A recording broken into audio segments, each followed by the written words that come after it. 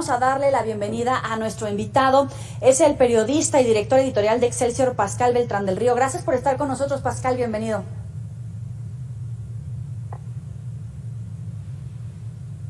Pascal, ¿estás ahí? Estoy aquí. Oye, estoy aquí con Leonardo Ferrera platicando acerca de los efectos del cambio climático, y tú ponías un tuit bien interesante en el que comparabas algunas escenas de la literatura que hoy estábamos viviendo como de película, increíbles, y quería precisamente por eso tratar de aterrizar, de sensibilizarnos a través de la literatura, de películas, de cómo estamos haciendo los humanos un efecto en el planeta. Bueno, sí, me llamó mucho la atención la imagen de los residentes de la isla de Evia, en Grecia, huyendo en un ferry, huyendo porque una buena parte de la isla se están quemando los bosques y se están quemando las casas. Entonces, a lo mejor es un caso, pues si siquiera aislado, pero finalmente es un lugar de un tremendo contenido histórico. Es el lugar donde murió Aristóteles en la vida real, es el lugar donde murió Hércules en la mitología, es una isla que aparece en la Ilíada. Entonces, pues es un recinto cultural de la humanidad donde comenzó a utilizarse el alfabeto griego, y estamos viendo cómo se consume, pues por lo menos la superficie de esta isla, y vamos a ver qué ocurre si continúan estos incendios en Grecia, pero es una tragedia lo que está pasando, y bueno, evidentemente lo menciono porque es un sitio cultural muy importante, pero en Siberia se están quemando millones de hectáreas, 8.6 millones de hectáreas de bosques. Se están quemando en Canadá, se están quemando bosques en Estados Unidos. El incendio Dixie es ya el más grande de la historia del estado de California. Si no nos damos cuenta con todas estas señales de lo que nos está queriendo decir la Tierra, pues creo que no vamos a tener la capacidad como humanidad para hacerle frente. Si leemos el informe del grupo de Naciones Unidas, el panel intergubernamental, pues nos damos cuenta que estamos ya tarde, pero todavía tenemos un poco de tiempo para reaccionar y tratar de atenuar los efectos que hemos producido los humanos, porque eso es inequívoco. Lo que le está pasando al planeta es causa de los humanos, y son efectos que van a durar décadas, si no es que siglos. Va a ser muy difícil revertir lo que hemos producido como humanos, y además lo hemos producido pues en 50 años o un poco más, en un planeta que tiene millones de años.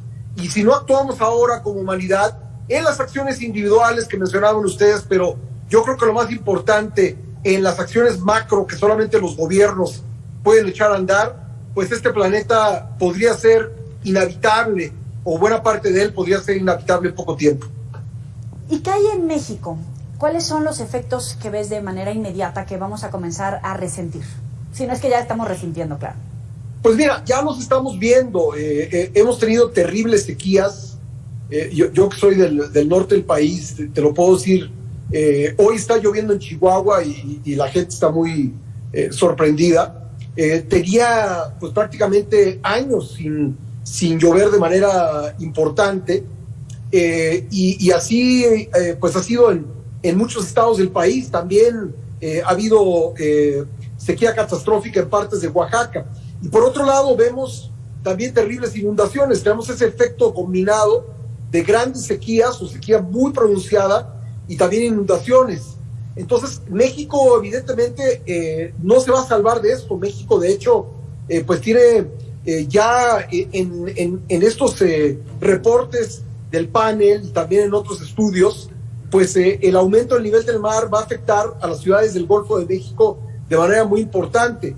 Junto con eso, como digo, la sequía en el norte del país y en otras partes del país. Así que, pues ya estamos viendo los efectos. Lo que pasa es que no sé qué nos pasa como humanidad, que creemos que pues esto es algo que va a ser a muy largo plazo, o bien que es algo que le afectará únicamente pues a los esquimales y a humanos que viven en zonas muy remotas del mundo. No, esto le va a pegar a la humanidad en gran parte del planeta, y no va a tardar mucho.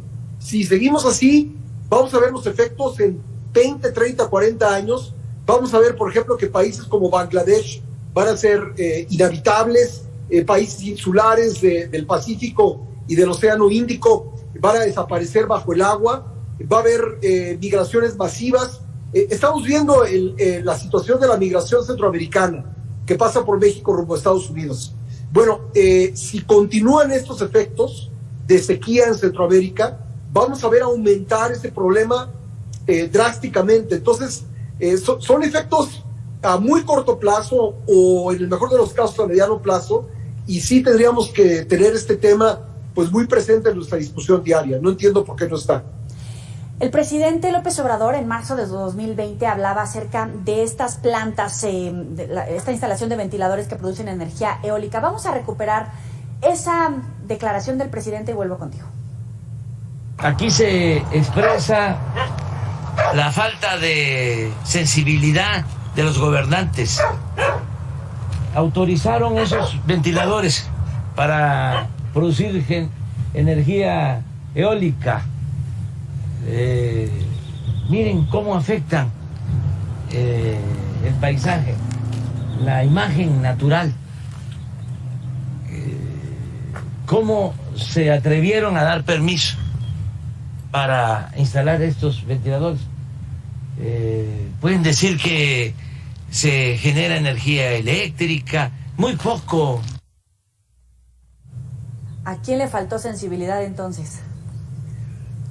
Bueno, sí, a ver, creo que utiliza mal los términos el presidente, llamando a los ventiladores, son aerogeneradores, y creo que somos uno de los países con mayor capacidad de producir energía eólica y solar.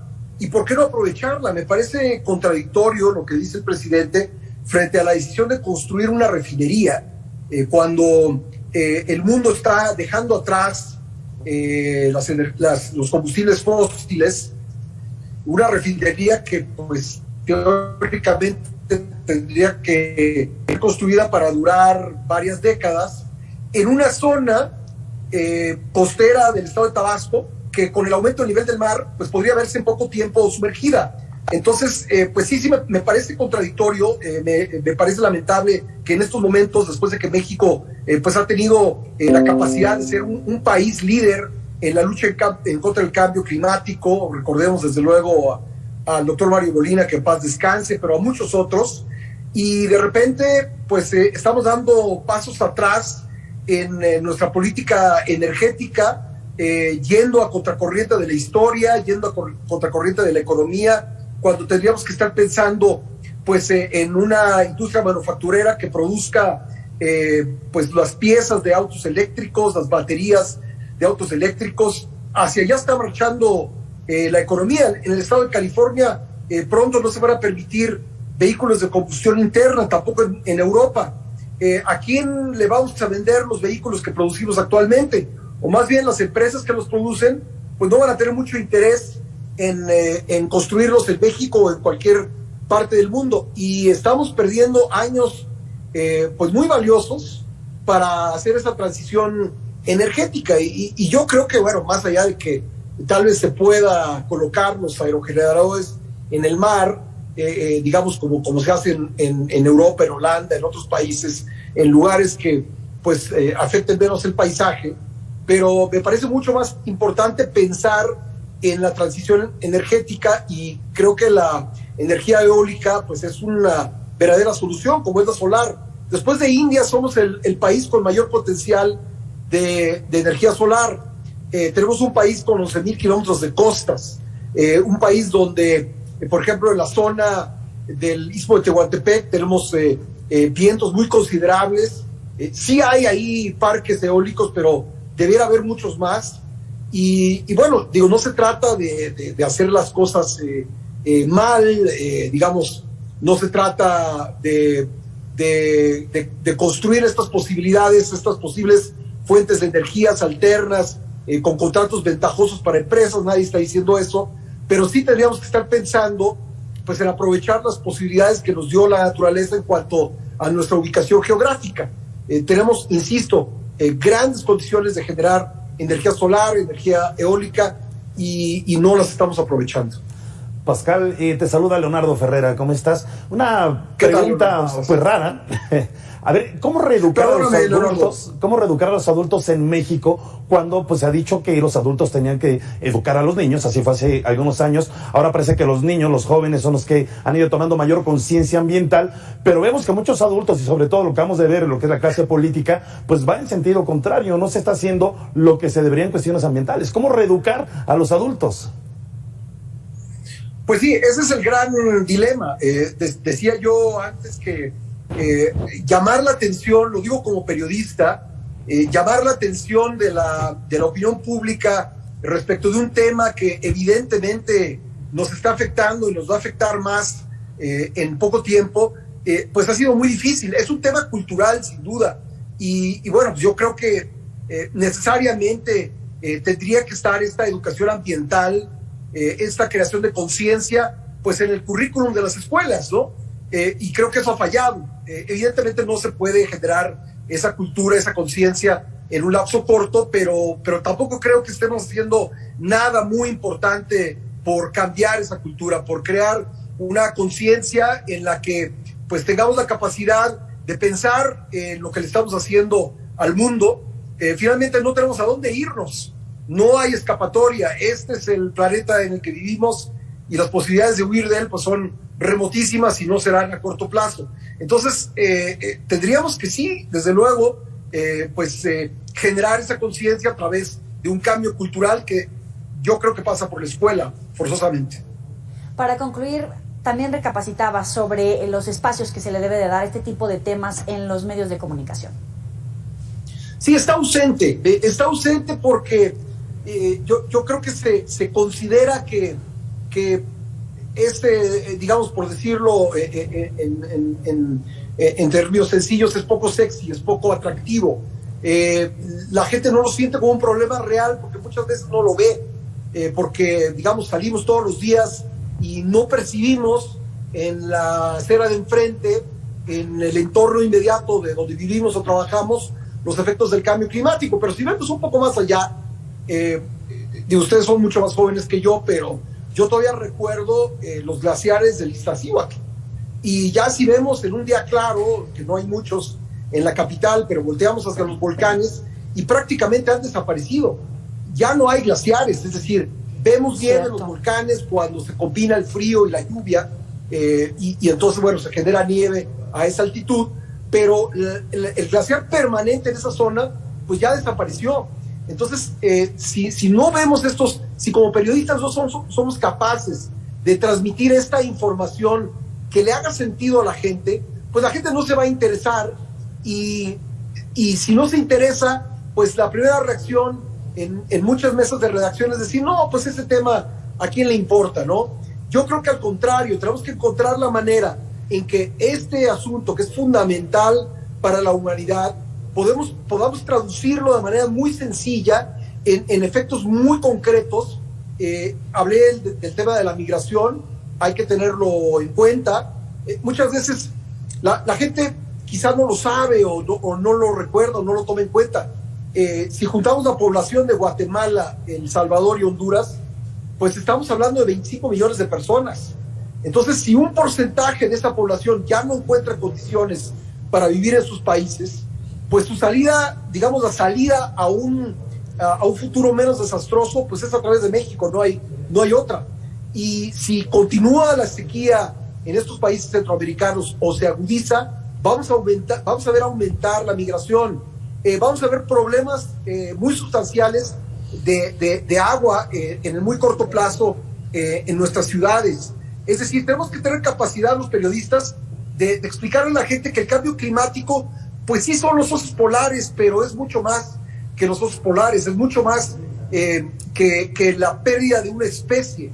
Digamos, el derretimiento del hielo de Groenlandia, del Ártico, de la Antártida, ¿qué implica? Implica una elevación en el nivel de los mares, y eso significa, pues, migraciones masivas. Un país como Bangladesh, con millones de personas, que de repente, en unos 4 años, se vuelve inhabitable, pues va a significar una migración masiva, y eso va a significar pobreza, va a significar hambre, va a significar problemas sociales. Y también en este lado del mundo puede pasar exactamente lo mismo. Entonces, tenemos que tener esa capacidad como periodistas para traducir el tema de algo abstracto a algo muy concreto. Pascal Beltrán del Río, como siempre, un gusto platicar contigo y tenerte aquí en Mega Noticias TVC. Gracias a ustedes, muy amables. Hasta luego. Leo, interesante la reflexión, ¿no? Interesante.